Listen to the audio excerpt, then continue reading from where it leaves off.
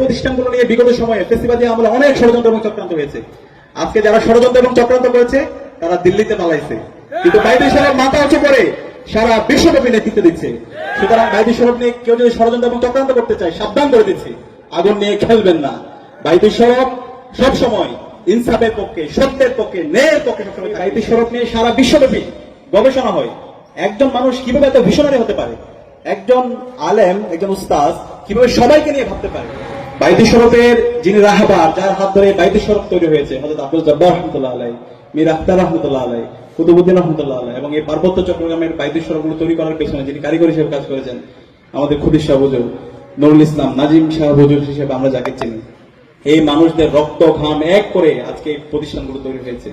পার্বত্য চট্টগ্রামের যারা উপজাতি আছে, পার্বত্য চট্টগ্রামে যে অপারিত আমাদের এখানে সম্ভাবনা, সেই অপারিত সম্ভাবনাকে কাজে লাগানোর জন্য সেই 90-এর দশকে, 80-এর দশকে আব্দুল জব্বার রহমাতুল্লাহ আলাইহি এই প্রতিষ্ঠানগুলো তৈরি করে গিয়েছে।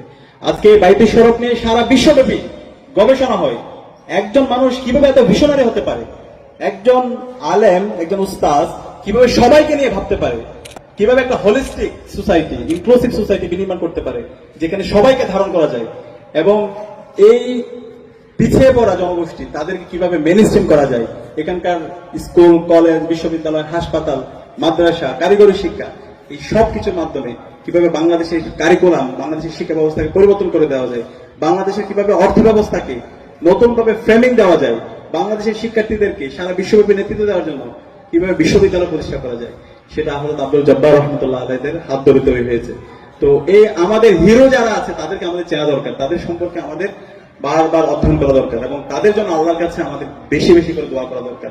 তো আজকে যে আমাদের সফলতা, আজকে ডাকসুতে বিপি নির্বাচিত হয়েছে, বাইতুল শরীফ থেকে যে জিএস নির্বাচিত হয়েছে, এই নির্বাচিত হওয়ার পিছনে এই মানুষগুলোর অবদান আছে, এই মানুষগুলোর রুহানি দোয়া আছে, এই মানুষদের রেখে যাওয়া আমানত, তাদের আজকে তাদের এই প্রতিষ্ঠান, তাদের প্রতিষ্ঠানে পড়াশোনা করা, এর মাধ্যমে কিন্তু আজকে আমরা এই পর্যায়ে এসে আসতে পেরেছি। সেখানে আমরা আল্লাহর কাছে দোয়া করছি, আল্লাহ তাআলা বাইতুল শরীফের সকল রাহবারদের জান্নাতুল ফেরদৌসের মেহমান হিসেবে কবুল করুক, আল্লাহুম্মা আমিন। এবং এই প্রতিষ্ঠানগুলোকে কিয়ামত অবধি জারি রাখো। এই প্রতিষ্ঠানগুলো নিয়ে বিগত সময়ে ফেসিবাদী আমলে অনেক ষড়যন্ত্র এবং চক্রান্ত হয়েছে। আজকে যারা ষড়যন্ত্র এবং চক্রান্ত করেছে তারা দিল্লিতে পালাইছে, কিন্তু বাইতুল শরীফ মাথা উঁচু করে সারা বিশ্বব্যাপী নেতৃত্ব দিচ্ছে।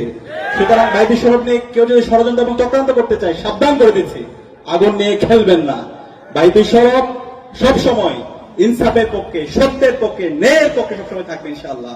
আগামীর বাংলাদেশে বাইতুল শরীফের শিক্ষার্থীরা, মাদ্রাসা শিক্ষার্থীরা এবং বাংলাদেশের সকল শিক্ষার্থীদেরকে সাথে নিয়ে বাইতুল শরীফের শিক্ষার্থীরা সারা বিশ্বব্যাপী নেতৃত্ব দেওয়ার মতো উপযোগী হিসেবে গড়ে উঠবে ইনশাআল্লাহ।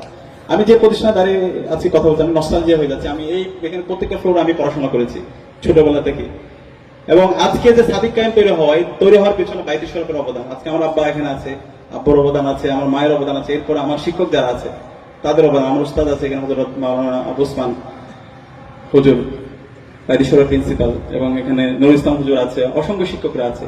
তারা আমাদেরকে একদম হাতে ধরে ধরে শিখিয়েছে, আমরা একই সাথে কাজ করেছি, এবং এই কাজের মধ্যে আমাদের অনেক কিছু শিখেছি। সেটা আমার স্কিল ডেভেলপমেন্ট হয়েছে, কিভাবে মানুষের সাথে মিশতে হয়, কথা বলতে হয়। আমার দায়িত্বশীলরা আছে এখানে, ছাত্র শিবিরের অনেক দায়িত্বশীলরা আছে, তাদের অবদান আছে, জামাত ইসলামী নেতৃবৃন্দ আছে।